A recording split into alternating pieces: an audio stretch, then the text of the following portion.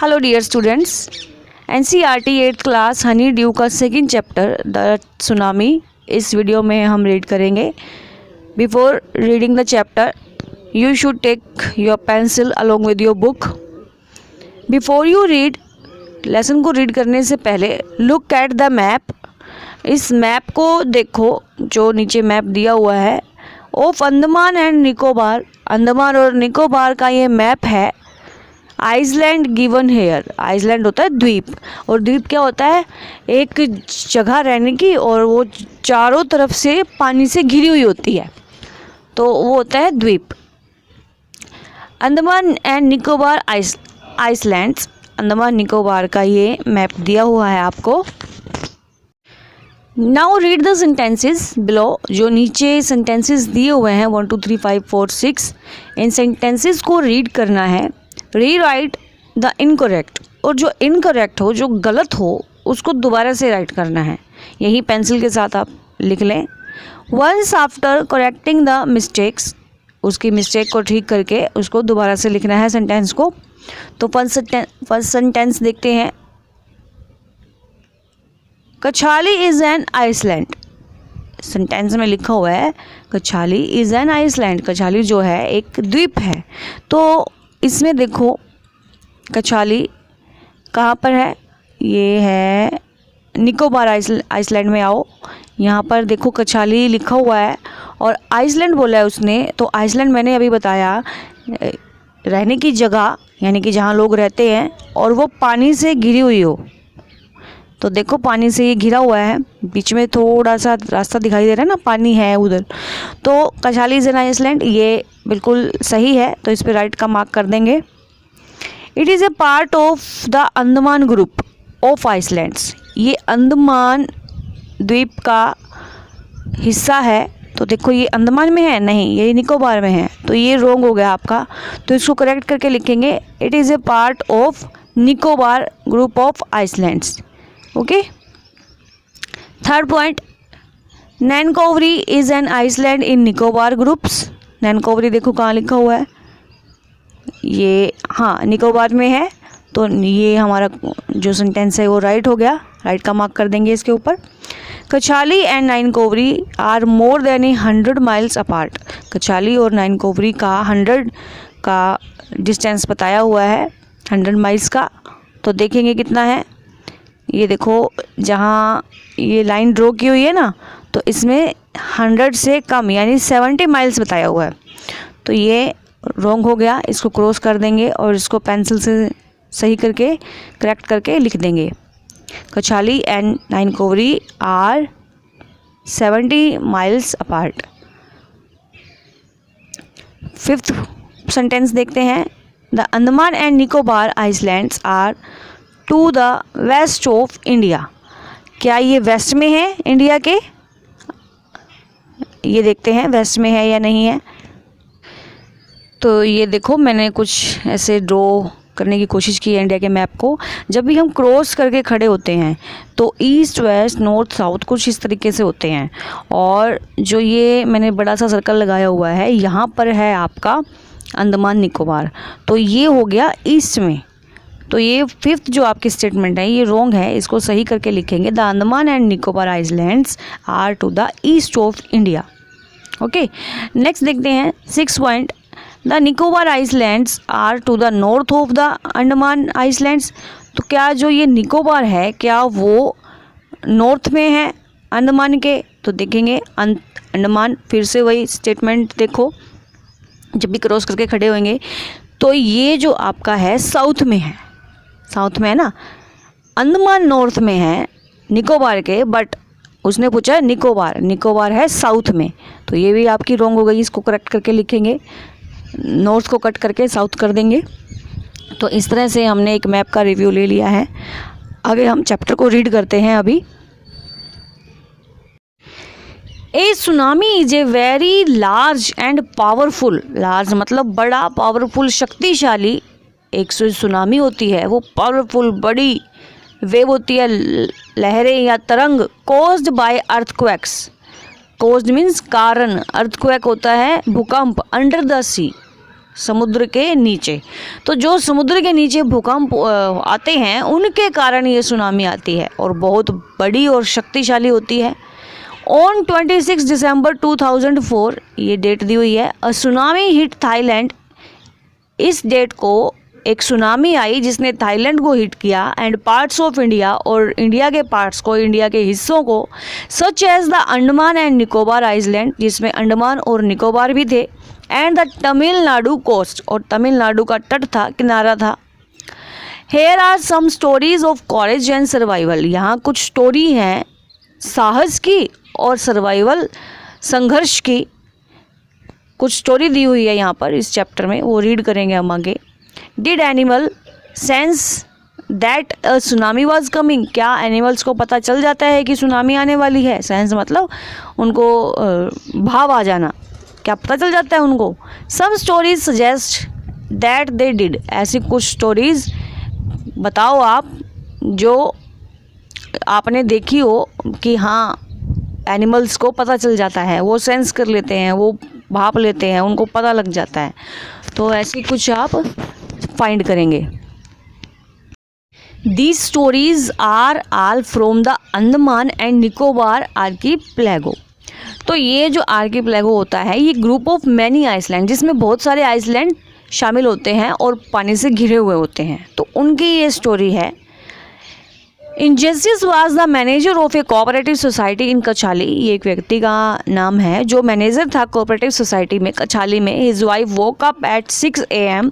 उसकी वाइफ उठी 6 बजे सुबह, because she felt the earthquake, क्योंकि उसने अर्थक्वेक को महसूस किया था। Ignatius carefully took his television set off its table. Ignatius ने ध्यान से, बहुत सावधानी से टेलीविज़न को उठाया टेबल से, and put it down on the ground, और ग्राउंड पर रख दिया उसको, so that it would not fall and break, क्योंकि ये गिरेगा नहीं और टूटेगा नहीं। ये सोचकर कि भूकंप आएगा तो ये गिरेगा नहीं और टूटेगा नहीं, इसलिए उसको ज़मीन पर रख दिया। Then the family rushed out of the house. और जो फैमिली थी वो बाहर चली गई घर से।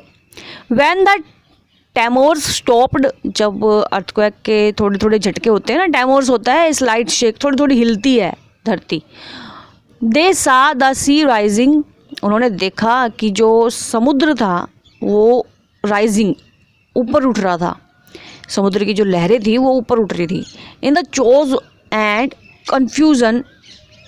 अब जो किनारे थे वो कंफ्यूज हो गए थे, किनारों पर लहरें उठ रही थी ना, तो वो कंफ्यूज हो गए थे। अब 2 ऑफ हिज चिल्ड्रन, उसके बच्चों में से 2, caught hold of the hands, हाथ पकड़ा हुआ था उन दोनों ने, ऑफ देयर मदर, अपनी मम्मी का, फादर का, एंड मदर्स ब्रदर, ब्रदर का पकड़ा हुआ था, and rushed in the opposite direction, और उसके सामने वाली डायरेक्शन में, अपोजिट डायरेक्शन में वो भाग रहे थे।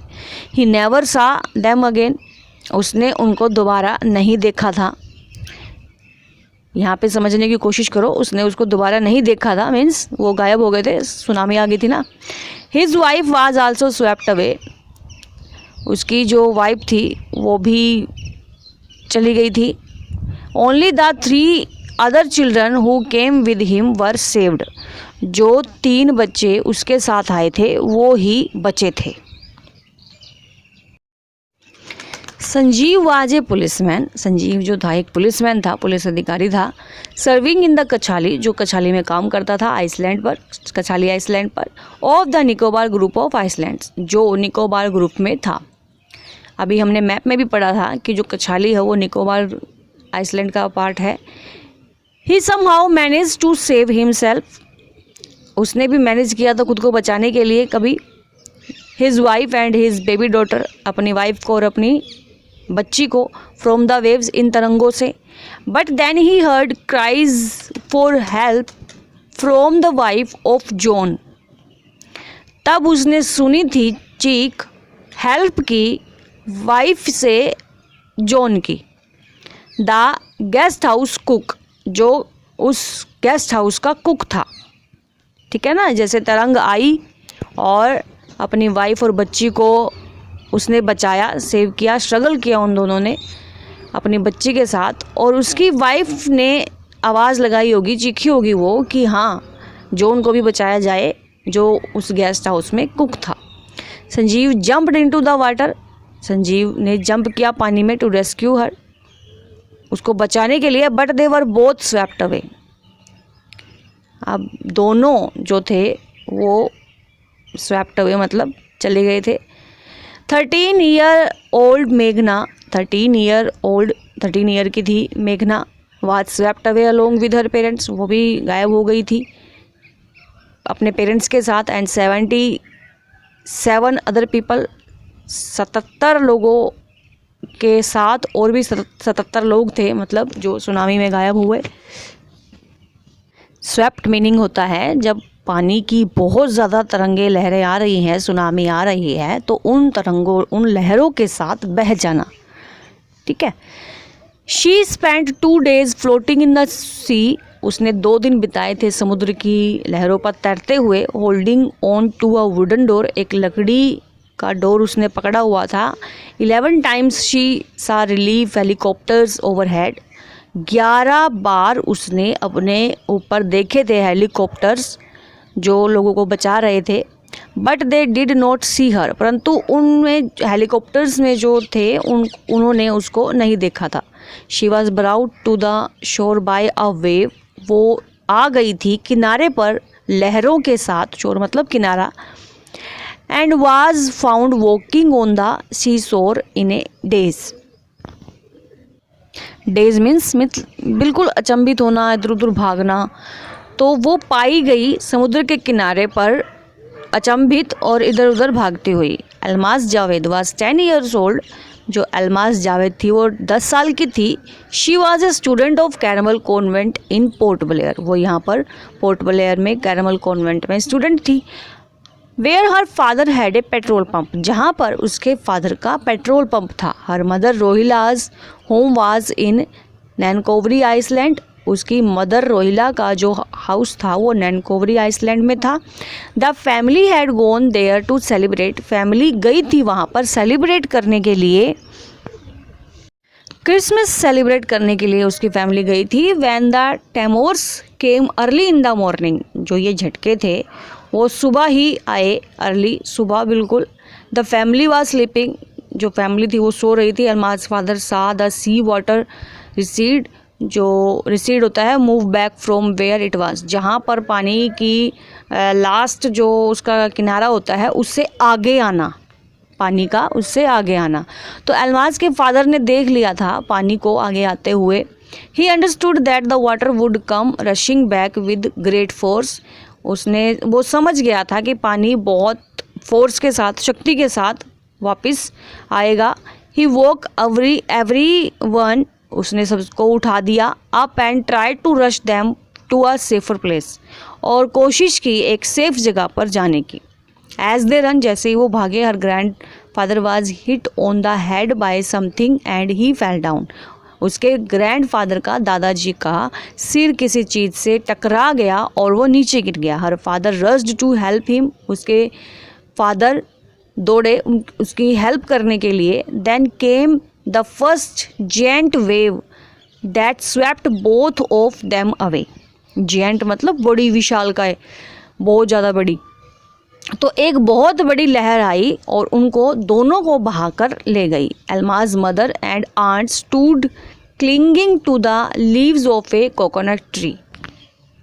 Almas mother and aunts, Alma की जो मदर थी और आंट थी वो खड़े थे, क्लिंगिंग मतलब पकड़कर या आलिंगन करके, to the leaves of a coconut tree, coconut tree के पत्तों को।